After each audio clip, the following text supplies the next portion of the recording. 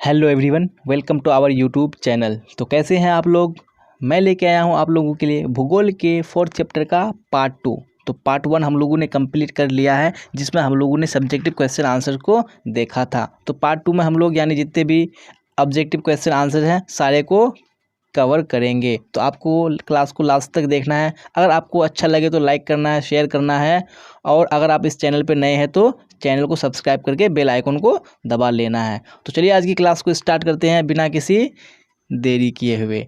तो आपको यानी जो क्वेश्चन पूछा जाएगा, आपको यहाँ पे मल्टीपल चॉइस क्वेश्चन होगा। आपको यानी आंसर देने हैं, करेक्ट आंसर बताने हैं। तो आप लोग आंसर बताते चलिएगा कमेंट में, यानी जो फर्स्ट का आंसर क्या होगा। तो चलते हैं फर्स्ट क्वेश्चन की ओर। फर्स्ट क्वेश्चन की ओर जाने से पहले हम लोग देख लेते हैं जो हमारा आज का चैप्टर है वो है मानव विकास, जो कि 4th चैप्टर है भूगोल का।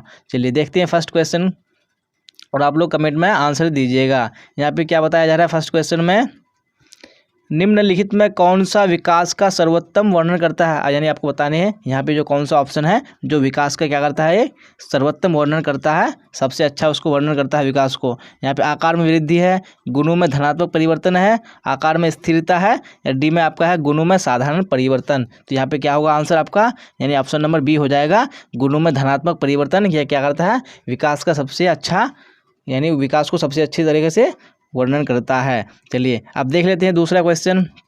चलिए आप लोग कमेंट में आंसर बताते चलिएगा। दूसरा क्वेश्चन क्या है, मानव विकास की अवधारणा निम्नलिखित में से किस विद्वान की देन है। यहाँ पे बताया जा रहा है आपको, ये जो मानव विकास की जो अवधारणा है किस विद्वान की देन है, अथवा निम्नलिखित विद्वानों में किसने मानव विकास सूचकांक का निर्धारण किया है।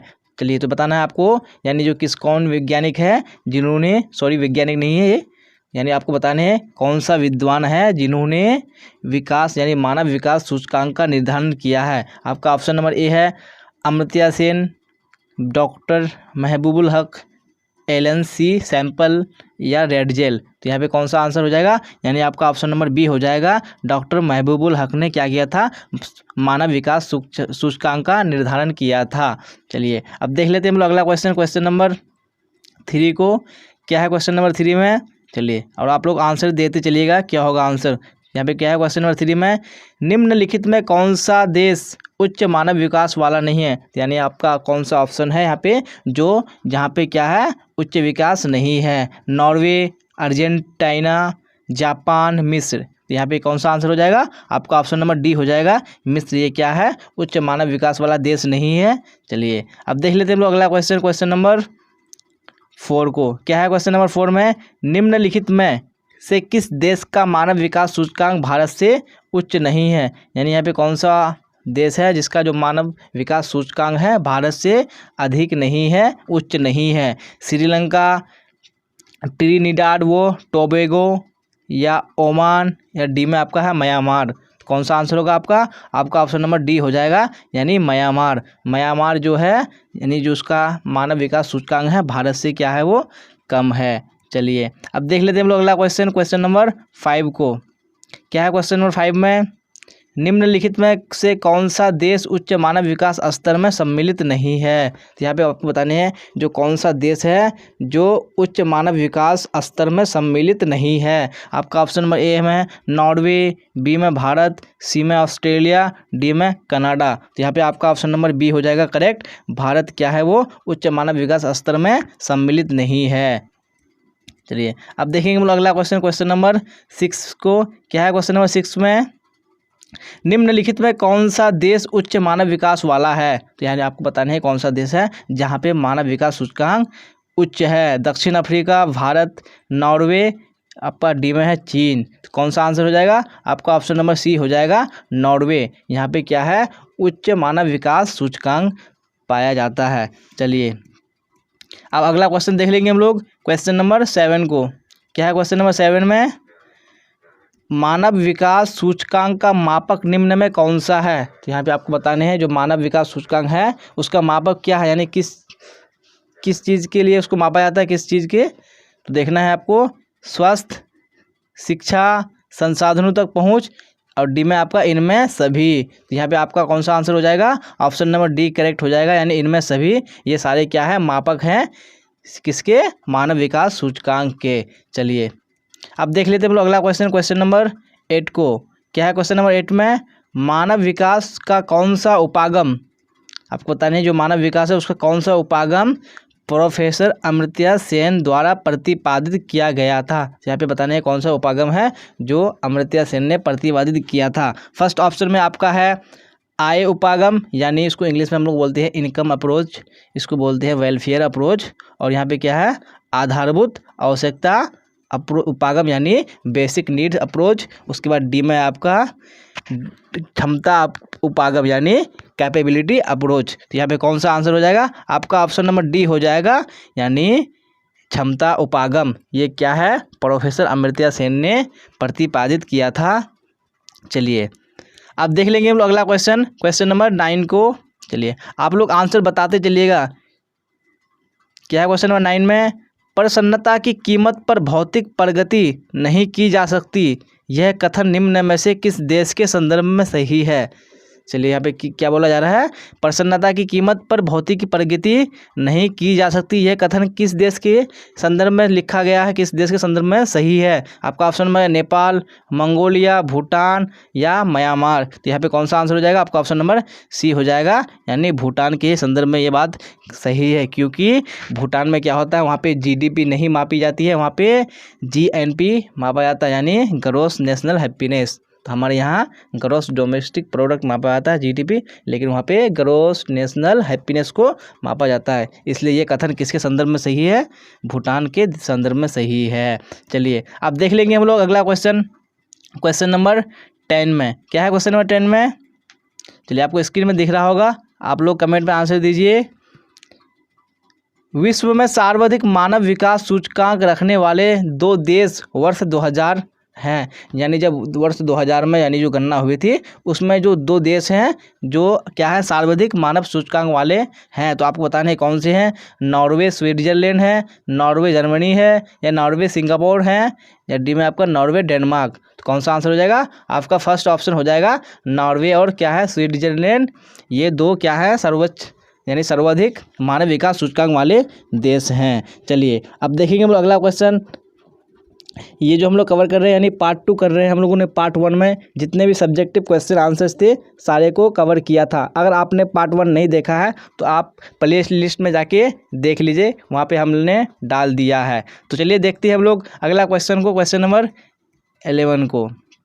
क्या है क्वेश्चन नंबर 11 में, डॉक्टर महबूबुल हक मूल निवासी थे। तो यहाँ पे कहाँ के रहने वाले थे डॉक्टर महबूबुल हक, आपको बताने हैं भारत के, पाकिस्तान के, अफगानिस्तान के, इराक के। यहाँ पे कौन सा आंसर हो जाएगा आपका, ऑप्शन नंबर बी हो जाएगा, पाकिस्तान के रहने वाले थे कौन, डॉक्टर महबूबुल हक। चलिए अब देख लेंगे हम लोग अगला क्वेश्चन, क्वेश्चन नंबर 12 को। क्या है क्वेश्चन नंबर 12 में, निम्नलिखित में कौन सा विकास का सर्वोत्तम वर्णन करता है। तो यहाँ पे आपको बताने हैं, शायद ये क्वेश्चन रिपीट हो चुका है, कोई बात नहीं, आपको रिवाइज हो जाएगा।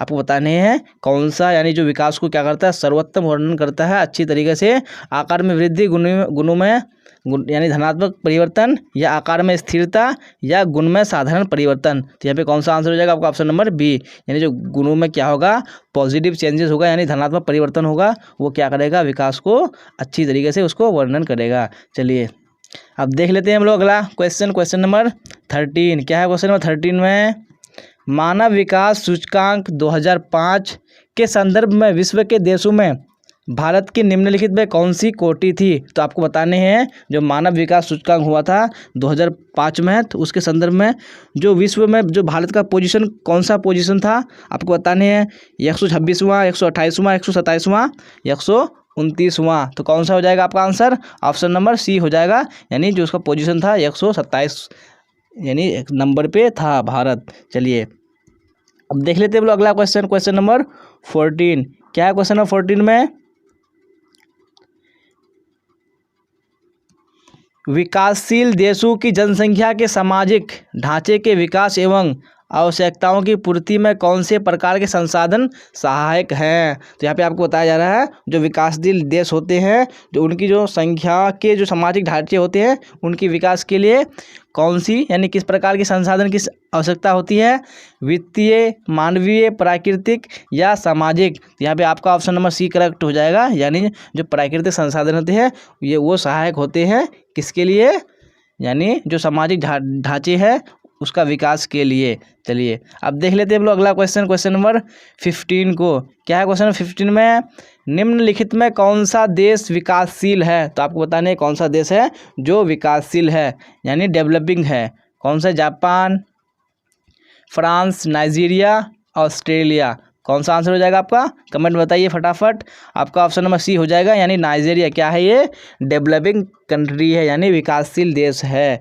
चलिए अब अगला क्वेश्चन देख लेते हैं हम लोग, क्वेश्चन नंबर 16 में। क्या है क्वेश्चन नंबर 16 में? निम्नलिखित में कौन मानव विकास के मूलभूत क्षेत्र हैं? तो आपको बताने हैं जो मानव विकास के मूलभूत क्षेत्र कौन से हैं। स्वास्थ्य, संसाधन, शिक्षा या उपरोक्त सभी। तो कौन सा आंसर हो जाएगा आपका? ऑप्शन नंबर डी हो जाएगा, उपरोक्त सभी। ये सारे क्या है? मानव विकास के मूलभूत क्षेत्र हैं। चलिए अब अगला देख लेते हैं हम लोग क्वेश्चन, क्वेश्चन नंबर 17 में। क्या है क्वेश्चन नंबर 17 में? निम्नलिखित में कौन मानव विकास का स्तंभ नहीं है? तो आपको बताने हैं कौन सा मानव विकास का स्तंभ नहीं है। समानता, सततता, उत्पादकता या डी में आपका जनसंख्या। तो यहाँ पे आपका कौन सा आंसर हो जाएगा? ऑप्शन नंबर डी हो जाएगा, जनसंख्या। यह क्या है? मानव विकास का स्तंभ नहीं है। चलिए अब अगला क्वेश्चन देखेंगे हम लोग, क्वेश्चन नंबर 18। क्या है क्वेश्चन नंबर 18 में? ये आपको स्क्रीन पे दिख रहा होगा तो आप आंसर बताते चलिएगा। 2005 की रिपोर्ट के अनुसार विश्व के कितने देशों में विकास का स्तर यानी जो SDI क्या है 0.8 से क्या था? अधिक था। तो यानी कौन कितने देश थे 2005 की रिपोर्ट के अनुसार? तो आपको बताने हैं 32, 88, 57 यानी 57 या 10। चलिए बताइए कौन सा आंसर हो जाएगा? यहाँ पे जो आपका ऑप्शन नंबर सी हो जाएगा यानी 57 ऐसे कंट्री थे यानी जिसका जो ये था SDI था वो 0.8 से अधिक था। चलिए अब अगला क्वेश्चन देख लेंगे हम लोग, क्वेश्चन नंबर 19 जो कि हमारा लास्ट क्वेश्चन है। इसी के साथ हमारा यानी जो 4th चैप्टर होगा ज्योग्राफी का वो कंप्लीट हो जाएगा। क्या क्वेश्चन 19 में? निम्नलिखित में कौन सा देश उच्च मानव विकास वाला नहीं है? तो यहाँ पे बताना है कौन सा देश है जो उच्च मानव विकास सूचकांक वाला नहीं है। नॉर्वे, अर्जेंटीना, जापान या मिस्र। तो यहाँ पे आपका ऑप्शन नंबर डी करेक्ट हो जाएगा यानी मिस्र। ये क्या है? उच्च मानव विकास वाला नहीं है यानी वहाँ पे निम्न मानव विकास सूचकांक पाया जाता है। तो इसी के साथ जो हमारा ये चैप्टर है, चैप्टर नंबर 4 भूगोल का, वो कंप्लीट हो चुका है। हम लोगों ने पार्ट 1 और पार्ट 2 में कंप्लीट किया। पार्ट 1 में हम लोगों ने यानी जो मोस्ट इंपॉर्टेंट सब्जेक्टिव क्वेश्चंस था सारे को कवर किया था और पार्ट 2 में हम लोगों ने यानी मल्टीपल चॉइस क्वेश्चन को कवर कर लिया है। तो इसी के साथ हमारा चैप्टर 4 कंप्लीट हो चुका है। अब हम लोग यानी चैप्टर 5 को फर्दर कंटिन्यू करेंगे नेक्स्ट क्लास में। अगर आपको क्लास अच्छी लगी होगी तो आप लाइक कीजिएगा, शेयर कीजिएगा और अगर आप इस चैनल पे नए हैं तो चैनल को सब्सक्राइब करके बेल आइकन को दबा लीजिएगा। अगर आप इसी तरह के यानी जो PDF नोट्स टेस्ट सीरीज चाहते हैं तो आपको BBP हेल्प ऐप पर मिल जाएगा जो कि प्ले स्टोर में है। आप वहां से डाउनलोड कर सकते हैं और डिस्क्रिप्शन में भी लिंक डाल दिया गया है आप ऐप का, आप वहां से भी डाउनलोड कर सकते हैं। अगर आपका कोई क्वेश्चन हो, कोई क्वेरी हो, आप कमेंट में कर सकते हैं और आप टेलीग्राम चैनल यानी BBP हेल्प नाम से वहाँ पे भी कर सकते हैं जो कि डिस्क्रिप्शन में लिंक डाल दिया गया है। आप वहाँ से जुड़ सकते हैं, अपने डाउट को क्लियर कर सकते हैं। चलिए अगर आपको क्लास अच्छी लगे तो लाइक कीजिएगा और शेयर भी कीजिएगा। चलिए यहाँ तक बने रहने के लिए आप सबका धन्यवाद। फिर मिलेंगे हम लोग अगली क्लास में। टिल देन बाय बाय, टाटा, see you on the next class.